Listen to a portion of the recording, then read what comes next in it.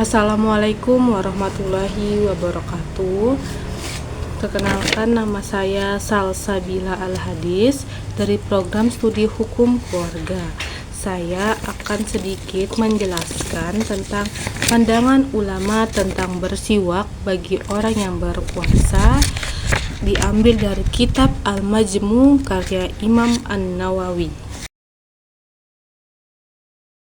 Bersiwak ketika puasa dalam kajian fikih.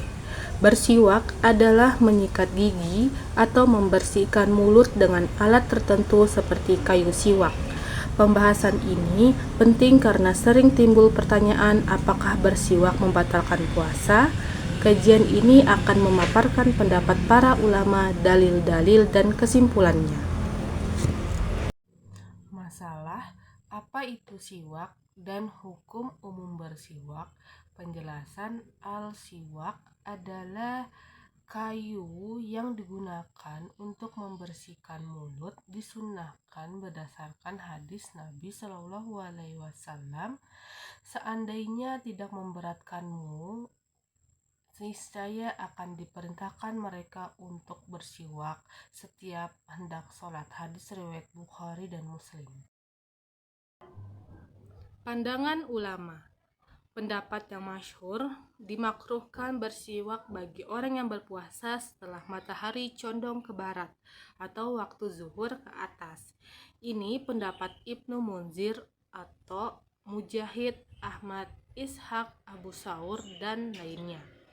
Pendapat yang membolehkan tanpa makruh itu diriwayatkan dari sahabat seperti Ibnu Umar, An-Nakai, Ibnu Syirin, Urwah bin Zubair, dan lainnya. Mereka membolehkan bersiwak di awal maupun akhir siang. Kemudian dari riwayat dari Anas bin Malik juga menyebutkan kebolehan bersiwak di waktu kapan saja saat puasa. Pendapat yang masyhur, dimakruhkan bersiwak bagi orang yang berpuasa setelah matahari condong ke barat atau waktu zuhur ke atas. Ini pendapat dari Ibnu Munzir atau Mujahid, Ahmad, Ishaq, Abu Saur, dan lainnya. Ada juga pendapat yang membolehkan tanpa makruh. Itu diriwayatkan dari sahabat seperti Ibnu Umar, An-Nakai, Ibnu Sirin, Urwah bin Zubair, dan lainnya. Mereka membolehkan bersiwak di awal maupun di akhir siang. Terus riwayat dari Anas bin Malik juga menyebutkan kebolehan bersiwak di waktu kapan saja saat puasa. Dalil yang digunakannya itu dari hadis dari Abu Hurairah bin Khabbab bin Arad yang menyebutkan anjuran bersiwak di pagi hari, tapi tidak di sore hari karena bau mulut orang puasa menjadi cahaya di hari kiamat. Namun hadis ini dinilai dhaif oleh sebagian ulama karena bau mulut orang puasa adalah ibadah dan tanda ketaatan.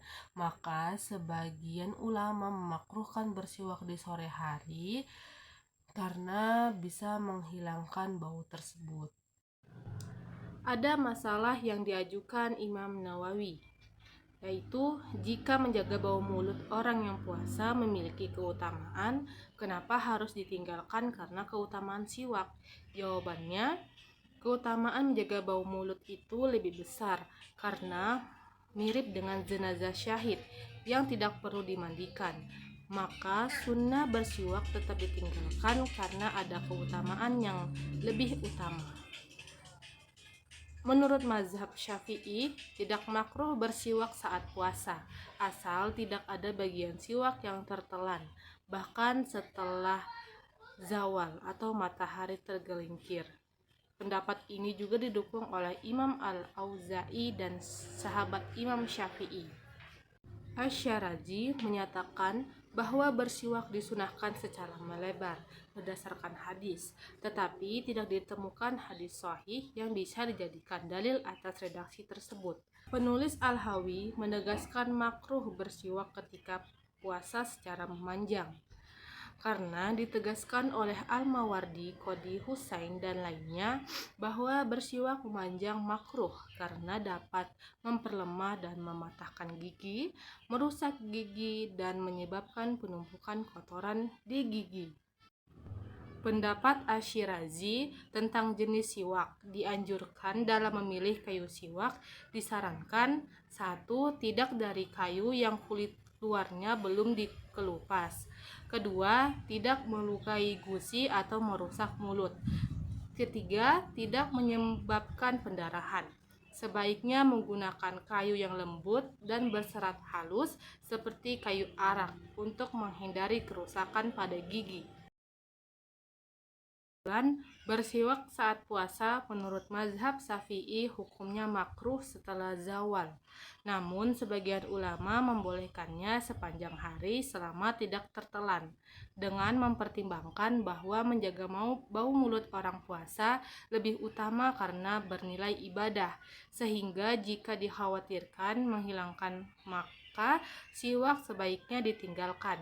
Dan bila dilakukan, dianjurkan memakai kayu yang tidak melukai mulut serta dilakukan secara memanjang karena lebih aman bagi kesehatan gigi dan gusi.